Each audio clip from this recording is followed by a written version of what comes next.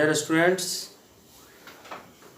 आज हम आप लोगों के बीच एक दमदार टिप्स लेकर आए हैं जो केमिस्ट्री के रिएक्टिविटी सीरीज से संबंधित है। बहुत ही अच्छा टॉपिक्स है ये आज का, और प्रायः ये डिफरेंट क्लास के लिए either 10th, 11th, 12th and competitive exams के लिए भी ये बहुत उपयोगी होता है और कुछ मिनटों में ही इसे आप याद कर सकते हैं। तो सबसे पहले हम लोग देखते हैं कि रिएक्टिविटी क्या होता है। जितने भी एलिमेंट्स हैं उन सभी में एक दूसरे एलिमेंट से रिएक्ट करने की पावर, कैपेसिटी टू रिएक्शन जो होती है वो डिफरेंट होती है और इसके लिए हमें याद रखना मुश्किल हो जाता है। लेकिन यहाँ कुछ एलिमेंट्स की जो रिएक्टिविटी दी हुई है एक सीरीज में, यदि हम इसे एक टिप्स के द्वारा इसको पढ़ते हैं तो आसानी से याद हो जाती है और चंद मिनटों में ये याद हो जाती है। तो यहाँ पर हम रिएक्टिविटी सीरीज के बारे में देखते हैं।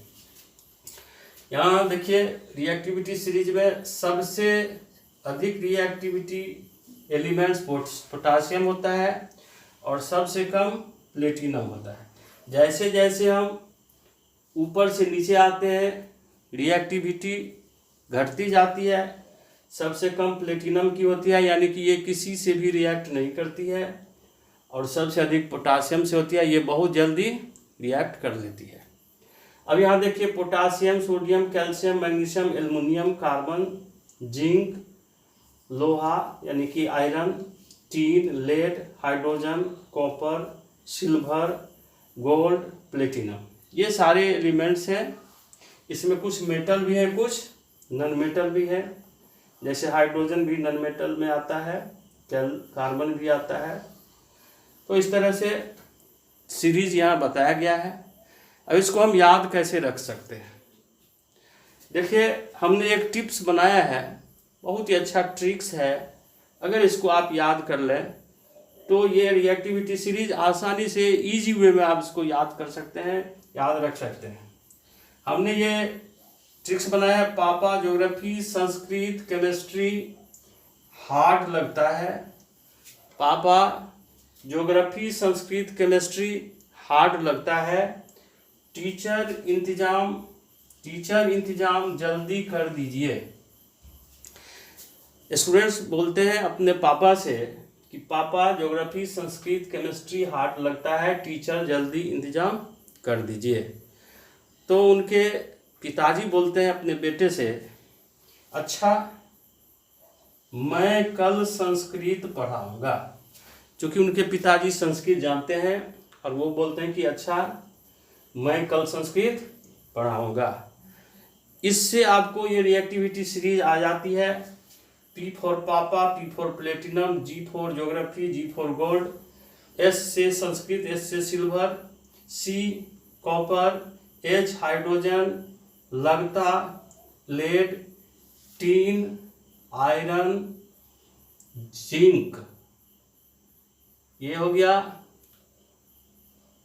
Calcium, zinc, carbon, A aluminium, M से मैग्नीशियम, Ca से कैल्शियम, S से सोडियम, P से पोटासियम। इस तरह से अगर ये आप ये पापा ज्योग्राफी, संस्कृत, केमिस्ट्री हार्ड लगता है, टीचर इंतजाम जल्दी कर दीजिए, अच्छा मैं कल संस्कृत पढ़ाऊंगा, मिनटों में ये याद हो जाता है आप लोगों को। और अगर इसको याद रखते हैं और इसके सिंबल को याद रखते हैं तो आप केमिकल रिएक्टिविटी सीरीज को आसानी से समझ करके उसके क्वेश्चन को सॉल्यूशन कर सकते हैं। क्योंकि बहुत तरह के कॉम्पिटिटिव एग्जाम में भी इस तरह के क्वेश्चन आते हैं। कुछ एलिमेंट्स का नाम दे देते हैं और इसमें बोलते हैं कि which elements is more reactive, which is less reactive। कुछ रिएक्शन भी इससे आगे हम लोग पढ़ेंगे कुछ रिएक्शन भी इससे रिलेटेड होते हैं, जो रिएक्शन डिस्प्लेसमेंट रिएक्शन में इसकी ज़रूरत पड़ती है। तो इस तरह से इसको आप अच्छी तरह से देखिए, अच्छी तरह से याद रखिए। फिर हम लोग नेक्स्ट क्लास में मिलेंगे। तब तक के लिए धन्यवाद। Thank you so much.